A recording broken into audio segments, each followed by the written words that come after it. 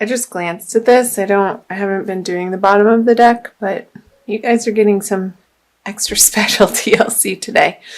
The Seven of Wands, standing your ground.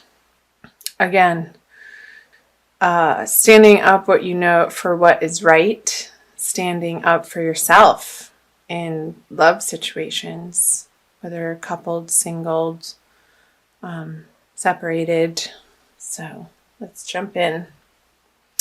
So let's do masculine first. The Death card and the Hierophant for the feminine energies. So masculine Taurus is definitely undergoing a major transformation in their everyday life. And this has been in the works. I don't feel like this is new energy. You guys have been going through this. But the Death card is a card of transformation. So it's like the phoenix rising from the ashes, and you're getting to the other side. The sun is rising through these two towers. And there's triumph, there's success, there's renewal in the Death card. It's not a negative card at all in my eyes. So let's see what's underneath the surface. The Justice. Masculine Taurus energies for the month of March may feel like they're not getting their due fair share in a situation. And I feel like this is also part of and prompting the transformation, like how you're dealing with it in the outer world and how you're dealing with perhaps another person that either you've been in court with or you've been going back and forth with over resources and who's owed what and who's due their fair share in terms of maybe splitting up assets if this is a separation.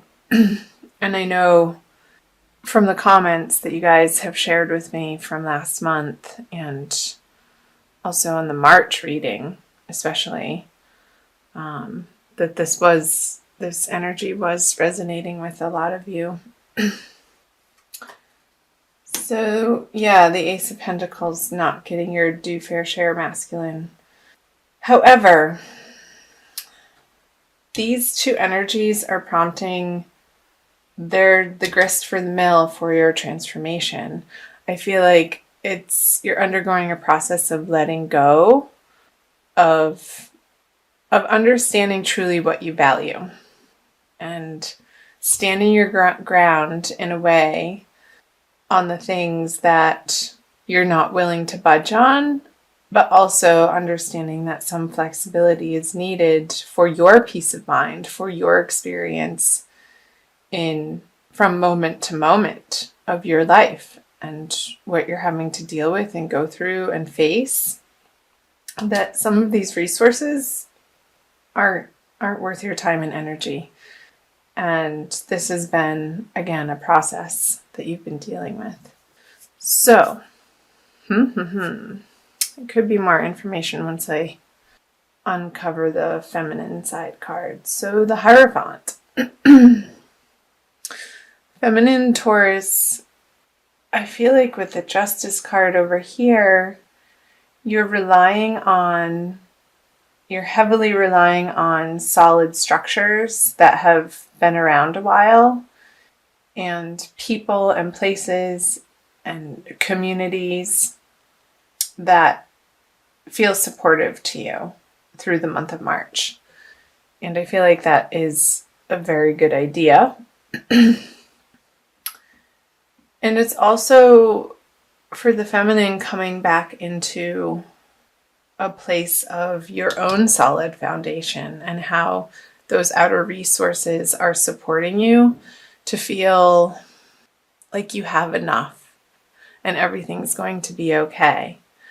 And so I'm getting the infinity symbol, like one feeds into the other, and the more that you can surround yourself with uplifting, positive messages and people who have awesome things going on and support structures that can help and move you forward in a new and better and correct right direction for you. Let's see what the subconscious energies are. The Lovers.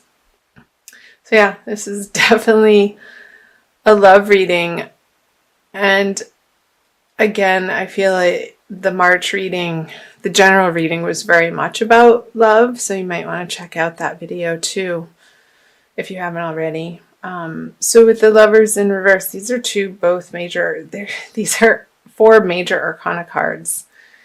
And what's underneath in the subconscious is, again, undergoing this reevaluation of what you thought, what love is to you at its truest, most highest sense, and what in the past maybe your approach to love. And I feel like it's getting flipped on its head here in the month of March, but for the good. Like, I feel like this is a positive step and a positive undertaking that you're dealing with, feminine, so that you can really get to the root of what you stand for self-love. And I feel like this is really rooting down into how you treat yourself ultimately.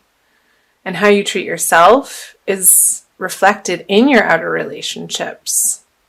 The people and situations and circumstances that show up in your life act as mirrors for you to either practice self-love or boundaries.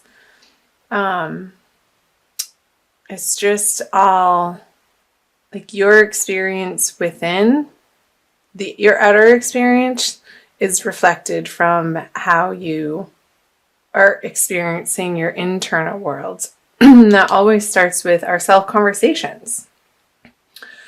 So I feel like with the Lovers in reverse in the subconscious part of the spread, Taurus, feminine, that is, I feel like the Hierophant energies are allowing you to explore that in March in a very deep and profound way. And that's a good thing. And the 4 of Cups in reverse in your conscious energies. So, upright, this card would say to me that you're being a little stubborn and you're focusing on other things other than somebody's trying to help you. But in reverse, you're letting this help in. You're more open and tender and willing to receive. I feel like when it's reversed, his arms become uncrossed and his whole crossed energy becomes more open. So that you feel more safe to be coming from more of an honest and true and vulnerable place.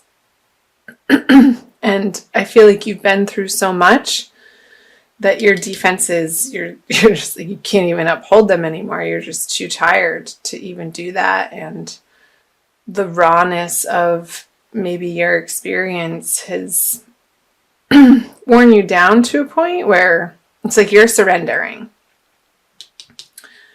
to the help now in the month of March.